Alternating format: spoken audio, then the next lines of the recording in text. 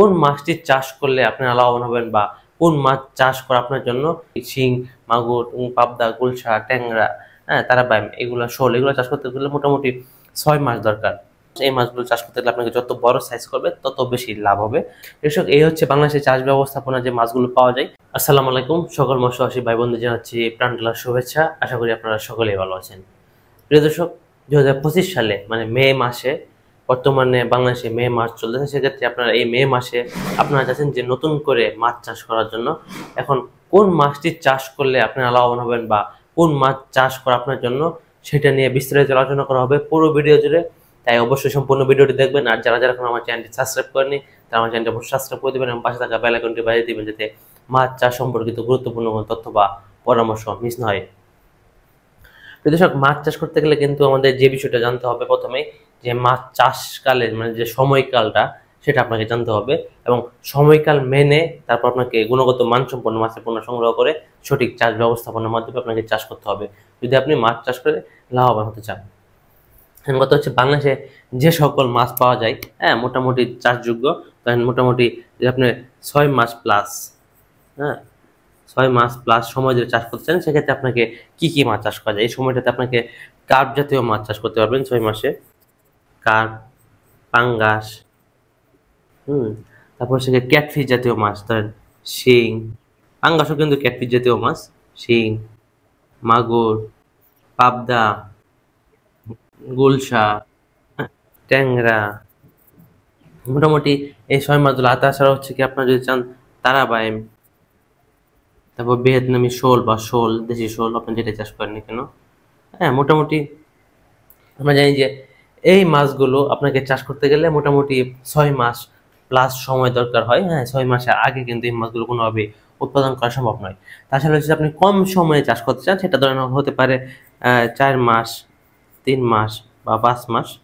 সেক্ষেত্রে আপনি কি কি মাছ চাষ করতে পারেন? সেক্ষেত্রে ভিয়েতনামি কই, তেলাপিয়া, এই দুটি মাছ সাধারণত আপনার 3 মাস, 4 মাস বা 5 মাস চাষ করে আপনারা বাজারজাত করতে পারেন। দেখেন, আপনি যদি এই দুটি মাছ যেটা রয়েছে, কার্প এবং পাঙ্গাস মাছ, এই মাছগুলো চাষ করতে গেলে আপনাকে যত বড় সাইজ করবে তত বেশি লাভ হবে।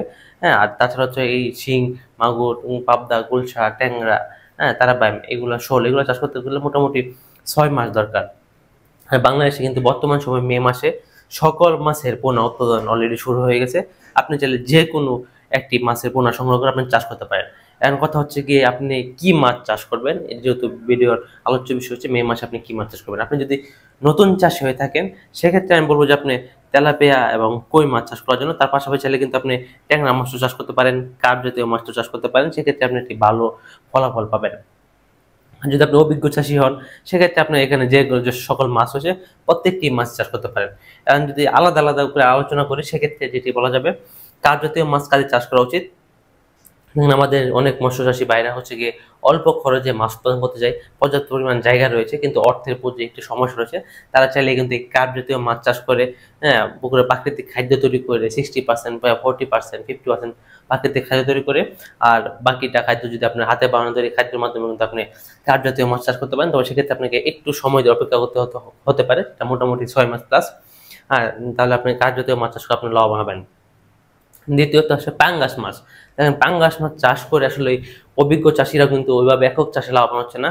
কারণ আমরা জানি যে পাঙ্গাস মাছ এবং কার্প জাতীয় মাছ, দুটি মাছের সাইজ যত বড় হয় দাম তত বেশি হয় এবং উৎপাদন খরচ তত কমে। সেক্ষেত্রে আপনি যে পাঙ্গাস মাছ চাষ করে লাভবান হতে চান, এটা নিয়ে কিন্তু আমাদের চ্যানেল আলাদা ভিডিও রয়েছে বা আমাদের পেজে আলাদা ভিডিও রয়েছে, সেই ভিডিওতে অবশ্যই দেখবেন।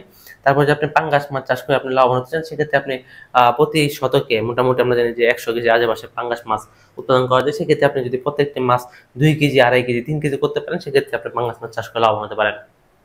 আর পাঙ্গাস মাছের চাষের পাশাপাশি আপনাকে অবশ্যই মিশ্র চাষ করতে হবে। তার পাশাপাশি আপনি কিছু কার্প জাতীয় মাছ এবং আপনি ক্যাটফিশও দিয়ে আপনি পাঙ্গাস মাছ চাষ করতে পারেন। তারপর যেটি হচ্ছে শিং মাছ। শিং মাছ মোটামুটি অধিক প্রতিরোধ ক্ষমতা সম্পন্ন একটি মাছ, বাংলাদেশে অতি পরিচিত একটি মাছ শিং মাছ। শিং মাছ কিন্তু আপনি নতুন পুরাতন চাষি হলে আপনি মাছ চাষ করতে পারেন। এই মাছটা যদি আপনি চাষ করেন, সেক্ষেত্রে আপনি প্রতি শতাংশে 1500 পিস দিয়ে আপনি মাছ চাষ শুরু করতে পারেন। দেখেন আমাদের এখানে অনেক মৎস্যচাষী ভাইরা প্রতি শতাংশে 7,000, 8,000, 5,500, 6,000 মাছ দিয়ে শিং মাছ চাষ করে থাকে এবং তারা সফলভাবে চাষ করে থাকে। সেক্ষেত্রে যদি আপনি আপনার যদি অভিজ্ঞতা থাকে, হ্যাঁ, মাছ চাষ সম্পর্কিত অভিজ্ঞতা থাকে, সেক্ষেত্রে আপনি ওইভাবে চাষ করতে পারেন। আর যদি আপনি একদম নতুন চাষী হন, সেক্ষেত্রে আপনি প্রতি শতাংশে 1,000 থেকে 1,500 পিস মাছ চাষ করে আপনি এই মাছ চাষ করতে পারেন। তারপরে যেটা আছে মাগুর মাছ। মাগুর মাছ আপনি একক এবং মিশ্র দুটিভাবে চাষ করা যায়। একক চাষের ক্ষেত্রে আপনি 800 থেকে 1,000 পিস মাগুর মাছ দিতে পারেন এবং আপনি নতুন চাষি হলেও কিন্তু আপনি এই মাগুর মাছটা চাষ করে আপনি লাভবান হতে পারেন। তাছাড়া এই মাগুর মাছ বিভিন্ন মাছের সাথে আপনারা মিশ্র চাষ করেও বা সাথী বছর হিসেবে চাষ করেও আপনার এই মাগুর মাছটা চাষ করতে পারেন। হ্যাঁ, আপনি নতুন পুরাতন দুটি চাষি কিন্তু আপনি এই মাগুর মাছ, শিং মাছ চাষ করতে পারেন, পাঙ্গাস, তারপর হচ্ছে কাপ জাতীয় মাছ। তারপর যে মাছ আছে এই পাবদা মাছ। দেখেন পাবদা মাছ চাষ করা কিন্তু খুবই কষ্টদায়ক একটি বিষয়। হ্যাঁ, কষ্টদায়ক বললাম এই জন্য, কারণ এই মাছটি কিন্তু সচরাচর অভিজ্ঞতা না থাকলে এই মাছটি উৎপাদন করা খুবই কষ্টদায়ক। দেখেন আপনি মাছ চাচ্ছেন 1,00,000, হ্যাঁ, আপনি হয়তো 1,00,000 মাছ চাচ্ছেন, 1,00,000 মাছ চাচ্ছেন, দেখবেন আপনি মাছ পাচ্ছেন হচ্ছে আপনার 50,000, 40,000, 60,000, যেমন 40,000 মাছ নেই, 30,000 মাছ নেই। এর অন্যতম কারণ হচ্ছে যে চাষি চাষের অভিজ্ঞতা, তার পাশাপাশি হচ্ছে যে চাষি যে ধরেন হচ্ছে গিয়ে ওই পোনা সংগ্রহ করে, পোনা সংগ্রহের ক্ষেত্রে তারা মানে নিম্নমানের পোনা সংগ্রহ করে থাকে, বিভিন্ন সাইজের পোনা সংগ্রহ করে থাকে, যার ফলে কিন্তু এই পাবদা মাছ চাষ করলে চাষে লসের সম্মুখীন হতে হয়। তাই প্রিয় দর্শক, আপনি যদি এই পাবদা মাছ চাষ করতে চান, সেক্ষেত্রে আপনাকে আমি বলবো যে আপনি নতুন চাষি হলে পাবদা মাছ চাষ করার আপনার কোনো প্রয়োজন নেই। প্রথমেই আপনি অন্য মাছ চাষ করে শুরু করে, তারপর অভিজ্ঞতা অর্জন করে তারপর পাবদা মাছ চাষ করেন, সেক্ষেত্রে চাষ করে আপনারা লাভের সম্মুখীন হতে পারেন। তাছাড়া আপনি পুরাতন চাষি হলে, অভিজ্ঞতা থাকলে আপনি পাবদা মাছ চাষ করতে পারেন। পাবদা মাছ চাষের ক্ষেত্রে প্রতি শতাংশে যদি পুকুরে পানি পরিবর্তন ব্যবস্থা থাকে, সেক্ষেত্রে 1,500 থেকে 2,000 বা 1,000 থেকে 1,200 পিস মাছ চাষ করে আপনি পাবদা মাছ চাষ শুরু করতে পারেন। বা আপনি চাইলে পাবদা মাছের সাথে গুলশা, ট্যাংরা বা যে কোনো মাছের মিশ্র চাষও করতে পারেন। এছাড়া তারপর আছে গুলশা মাছ। গুলশা মাছ আসলে বাংলাদেশে খুবই পরিচিত একটি মাছ। হ্যাঁ, গুলশা মাছের বাজার চাহিদা খুবই ভালো হয়েছে। অনেক মৎস্যচাষী বাইরে কিন্তু এই গুলশা আর এই ট্যাংরা দুটার মধ্যে মানে গুলিয়ে ফেলে যে কোনটা গুলশা কোনটা ট্যাংরা। সেক্ষেত্রে এখানে আপনাকে সাবধানতা অবলম্বন করতে হবে। গুলশার সাইজটা কিন্তু বড় হয়, মোটামুটি 20টা, 25টা, হ্যাঁ, 22টা এমন কেজিতে আসে। আর এই ট্যাংরা মাছের কিন্তু মোটামুটি 40টা, 35টা, 38টা এমন কেজি থাকে। সেক্ষেত্রে দুই মাছ। সেক্ষেত্রে আপনি যে গুলশা মাছ চাষ করতে চান নতুন চাষ হিসেবে, সেক্ষেত্রে করতে পারেন। সেক্ষেত্রে আপনাকে অবশ্যই সঠিক ব্যবস্থাপনা মেনে, হ্যাঁ, সঠিক পুকুর ব্যবস্থাপনা করে এবং সঠিক ঘনত্বে আপনারা এই মাছটি মজুত করতে পারেন। সেক্ষেত্রে আপনারা চাইলে এই গুলশা মাছ চাষ করে আপনারা সহজে লাভবান হতে পারেন। গুলশা মাছ চাষের ক্ষেত্রে আপনারা প্রতি শতাংশে হচ্ছে গিয়ে 1,000 থেকে 1,200 পিস মাছ মজুত করতে পারেন। তা পুকুরের পানিটা পরিবর্তন করলেন, প্রত্যেক মাসে চুন লবণ দিলেন, প্রোবায়োটিকের ডোজটা করলেন। সেক্ষেত্রে আপনি চাইলেও কিন্তু গুলশা মাছ চাষ করতে পারেন নতুন চাষ হিসেবে। আর ট্যাংরা মাছ চাষ ব্যবস্থাপনা অনেকটা গুলশা চাষের মতোই। আর গুলশা ট্যাংরা কিন্তু অক্সিজেন চাহিদা একটু কম, ট্যাংরা কিন্তু অধিক ঘনত্বে মাছ চাষ করা যায়। বিশেষ করে আমাদের ময়মনসিংহ জেলার যেসব চাষি বাইরা রয়েছে বা খামারি বাইরা রয়েছে, তারা কিন্তু এই ট্যাংরা মাছটা প্রতি শতাংশে 2,000 পিস দিয়ে থাকে, 2,000, 2,500, 2,200 পিস দিয়ে তারা উৎপাদন করে থাকে। সেক্ষেত্রে তাদের যে মতামত সেটি হচ্ছে কম ঘনত্বে নাকি মাছ চাষ করলে মাছের সঠিক উৎপাদন হয় না এবং মাছ সঠিকভাবে বৃদ্ধি পায় না। তার জন্য কিন্তু তারা এই ঘনত্বে মাছ চাষ করে থাকে। সেক্ষেত্রে আপনি যদি নতুন চাষি হন, সেক্ষেত্রে আপনি ট্যাংরা মাছ চাষ শুরু করতে পারেন। সেক্ষেত্রে আপনি প্রতি শতাংশে 800 থেকে 1,000 পিস বা 1,200 পিস মাছ চাষ ব্যবস্থাপনার মাধ্যমে আপনি এই মাছ চাষ করতে পারেন এবং সহজে এই মাছ চাষ করে লাভবান হতে পারেন। তারপর এই যে বাংলাদেশে অতি পরিচিত মাছ, হ্যাঁ, বা খুবই জনপ্রিয় একটি মাছ বা খুবই জনপ্রিয়তা পেয়েছে ইদানিং, এই তারাবাই মাছ সম্পর্কে। এখন তারাবাই মাছ সম্পর্কে একটু বলতে গেলে আমাদের যে বলতে হয়, তারাবাই মাছ চাষে যে সবচেয়ে অন্যতম যে কারণ বা চাষিরা বলে থাকে যে মাছ নাকি পুকুরে পাওয়া যায় না। মাছ পুকুরে না পাওয়ার বেশ কিছু কারণ থাকে। চাষির গাফিলতি, চাষির সঠিক পুকুর ব্যবস্থাপনায় ভুল থাকে, হ্যাঁ, তাছাড়া হচ্ছে পুকুর অতিরিক্ত কাদা থাকে। হ্যাঁ, যেমন হচ্ছে আমরা আগের বছর এক চাষি ভাইকে মাছ দিয়েছিলাম কুমিল্লার নাঙ্গলকোট ভাইয়ের বাসা। সেক্ষেত্রে ভাই কিন্তু তারা নিয়ে এসেছে, ভাইয়ের পুকুরে কাদা ছিল 2.5 ফিট বা 2 ফিটের মতো। সেক্ষেত্রে তারা প্রথম চেষ্টা করছে, মাছ পায় নাই। তারপর দ্বিতীয়ত তারা আবার যখন তেলাপিয়া দিছে, হ্যাঁ, তেলাপিয়া দেওয়ার পর হচ্ছে গিয়ে মানে দ্বিতীয় ধাপ, প্রথম ধাপ তেলাপিয়া 4 মাস চাষ করার পর মোটামুটি 3টা কেজি আসছে। 4 মাস মানে 1 মাস নার্সিং আর 4 মাস 10 দিন হয়তো চাষ করেছে। সেক্ষেত্রে 3টা কেজি আসার পর সেই তেলাপিয়াগুলো বিক্রি করে দিয়েছে আমাদের উৎপাদিত মনুসেস তেলাপিয়া মাছ। তারপর সে মানে পুকুর শুকিয়ে নিয়েছে, শুকিয়ে নেওয়ার পরে কিন্তু তারা তারাবাইমটা পায় নাই। হ্যাঁ, তারপর তারা একটা হতাশ ছিল। তারপর সে পুকুরে রীতিমতো ভাবে চুন লবণ দিয়ে আবার পুকুর প্রস্তুতি করেছে, আবার মাছ দিয়েছে। পরবর্তী যখন আরো মানে দ্বিতীয়বার যখন 8 মাসে মোটামুটি তারাবাইম পেয়েছে, মানে ওই দ্বিতীয় হারভেস্টটা করেছে তেলাপিয়া মাছে, তখন গিয়ে সে যখন পুকুরে মাটিটা খনন করছে, সেক্ষেত্রে তখন তারা তারাবাইমের সন্ধান পেয়েছে। সেক্ষেত্রে আপনি যদি সঠিক কাদা এবং সঠিক ঘনত্ব এবং সঠিক পুকুর ব্যবস্থাপনা করে আপনি তারাবাইম মাছ চাষ করতে পারেন, সেক্ষেত্রে কিন্তু আপনি চাইলে তারাবাইম চাষে লাভের সম্মুখীন হতে পারেন। তবে আপনি যদি নতুন চাষি হন, সেক্ষেত্রে আমি বলবো যে মিশ্র চাষের ক্ষেত্রে আপনি কিছু তারাবাইম দিয়ে চাষ শুরু করতে পারেন। একক চাষে আপনার এই তারাবাইম চাষ করার কোনো দরকার নেই। যদি আপনি একদমই নতুন চাষি হন, আর যদি অভিজ্ঞতা থাকে, সেক্ষেত্রে আপনি ছোট একটি পুকুরে খুবই অল্প পরিসরে তারাবাইম চাষ করে আপনারা দেখতে পারেন। তারপরে যেটা এসে যে শোল মাছ, বাংলাদেশে সাধারণত দুই ধরনের শোল মাছ পাওয়া যায়। একটা হচ্ছে ভিয়েতনামি, একটা হচ্ছে দেশি শোল। ভিয়েতনামে ফিরে অভ্যস্ত থাকে আর দেশি শোলটা ফিরে অভ্যস্ত থাকে না। এখন শোল মাছ চাষ করতে গেলে যে কমপ্লেনটা আসে, সেক্ষেত্রে অনেকটা পাবদা মাছের মতোই, যে 10,000 মাছ দিলে 5,000 6,000 মাছ থাকে, 2-3,000 মাছ থাকবে, মানে চাষিরা পায় না সঠিকভাবে। কিন্তু আবার ওই যে চাষিরা তখন খুশি হয়ে যায় যে যখন 5,000 মাছ যখন একটা 1 কেজি মাছ হয়ে যায়, সেক্ষেত্রে কিন্তু যে সঠিক যে উৎপাদনটা আসে, ওই চাষি কিন্তু লাভের হিসাবটা তখন হয়ে যায়। কিন্তু তারপর হচ্ছে গিয়ে শোল মাছ আপনি সঠিক ব্যবস্থাপনায় চাষ করতে পারেন, সেক্ষেত্রে আপনি নতুন চাষি হলে শোল মাছ চাষ করতে পারেন, পুরাতন চাষি হিসেবে শোল মাছ চাষ করতে পারেন। যদি আপনার পুকুর ধরেন, একটা পুকুর আছে 10 শতক বা 15 শতক, আপনি সেই পুকুরে কিন্তু শোল মাছ চাষ করে আপনারা দেখতে পারেন, বা আশা করি শোল মাছ চাষ করে আপনারা হতাশ হবেন না। শোল মাছ চাষ করে অবশ্যই লাভের সম্মুখীন হবেন যদি সঠিক ব্যবস্থাপনা মেনে আপনি চাষ করতে পারেন।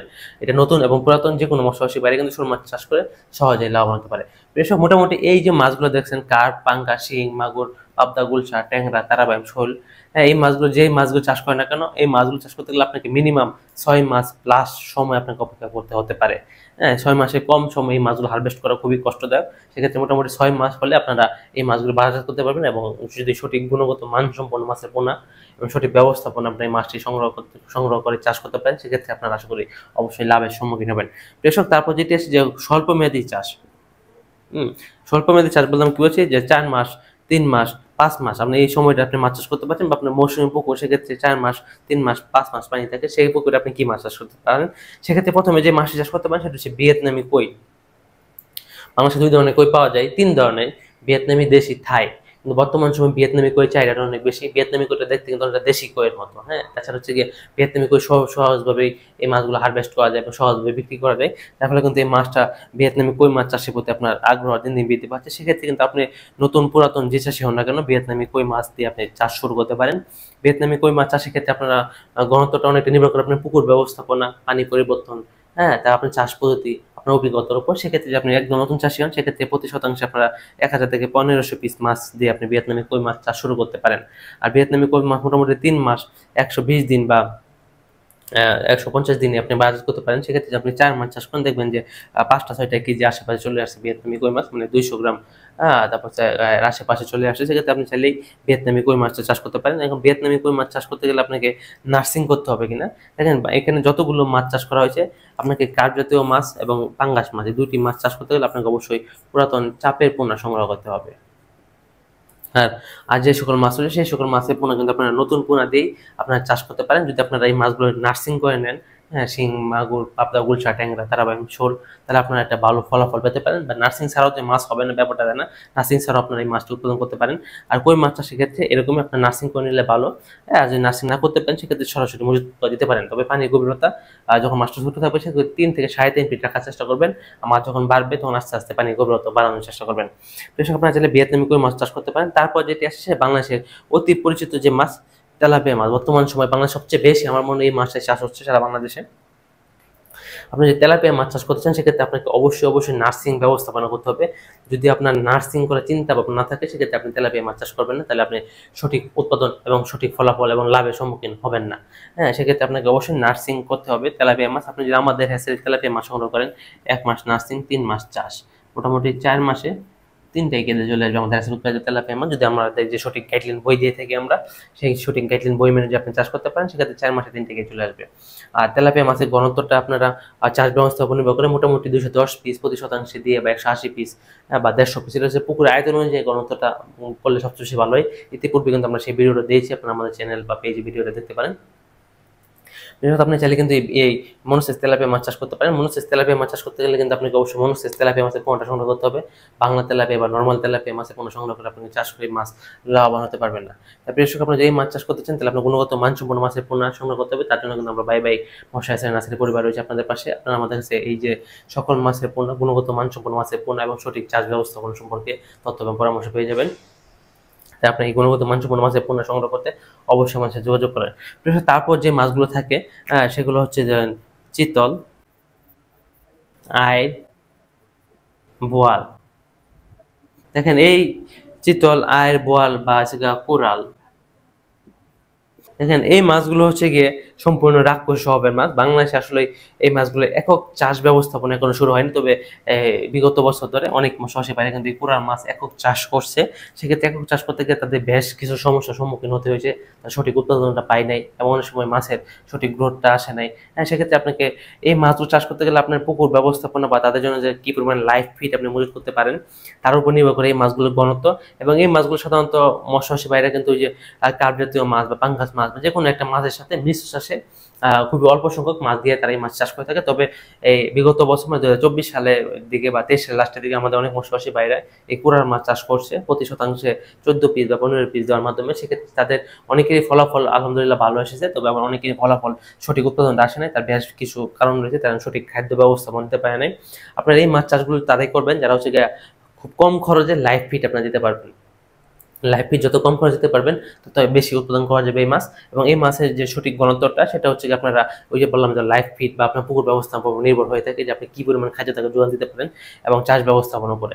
এই মাসে সাধারণত মিশ্র চাষি করে থাকে, ধরেন আপনার পুকুর বিশাল বড় একটা পুকুর রয়েছে, সেটা 1 একর 2 একর, তার পাশাপাশি আপনি কিছু চিতল মাছ দিয়ে রাখে, হ্যাঁ কিছু আইন মাছ দিয়ে রাখে, কিছু বল মাছ দিয়ে রাখে, যে বছরে একটা উৎপাদন হয়। সেক্ষেত্রে আপনার এই মাছ চাষ করতে গেলে যদি আপনি একদম নতুন চাষি হন সেক্ষেত্রে কোনোভাবে কিন্তু এইসব মাছ চাষ করা যাবে না। যদি আপনি অভিজ্ঞ থাকে সেক্ষেত্রে আপনার এই মাছটা মিশ্র চাষে অল্প সংখ্যক দিয়ে আপনি এই মাছ চাষ করে আশা করি একটা লাভবান হতে পারেন। আর কোরাল মাছ চাষের ক্ষেত্রে অনেক নতুন চাষি বাইরে আমাদের ফোন দিয়ে জানতে চাই যে আমি কোরাল মাছ চাষ করতে চাচ্ছি। দেখেন, পূর্ণ অভিজ্ঞতা না থাকলে কিন্তু আপনি কোরাল মাছ চাষ করবেন না। কোরাল মাছ চাষ করে একটা অবশ্যই অভিজ্ঞতা দরকার রয়েছে। ওই যে পাশের বাড়ির একজন চাষ করে লাভবান হয়েছে, আমিও সেই টাকা ইনভেস্ট করবো, আমি লাভবান হবো, আসলে এইভাবে হয় না। আপনাকে চাষ করতে হলে আপনার পূর্ণ অভিজ্ঞতার প্রয়োজন রয়েছে। কৃষক, এই হচ্ছে বাংলাদেশের চাষ ব্যবস্থাপনা যে মাছগুলো পাওয়া যায়। এখন কথা হচ্ছে আপনি কোন মাছ কিভাবে চাষ করবেন সেটা এখন তো আমি মনে করি এই ভিডিওটা দেখলে আপনার সকল মানে দুশ্চিন্তা মুক্ত মানে দূর হয়ে যাবে। সেক্ষেত্রে আপনারা আমাদের ভিডিও অনুযায়ী আপনার সাথে যাই মাছ চাষ ব্যবস্থাপনা, এই মাছ যদি চাষ করতে পারেন তাহলে আশা করি আপনারা অবশ্যই লাভের সম্মুখীন হবেন। দর্শক, আজকে ভিডিওতে দীর্ঘায়িত করতে চাচ্ছি না, আমাদের পরবর্তী ভিডিও আসা পর্যন্ত সকলের সুস্বাস্থ্য সুদীর্ঘ কামনা করে এখানে বিদায় নিচ্ছি। আসসালামু আলাইকুম।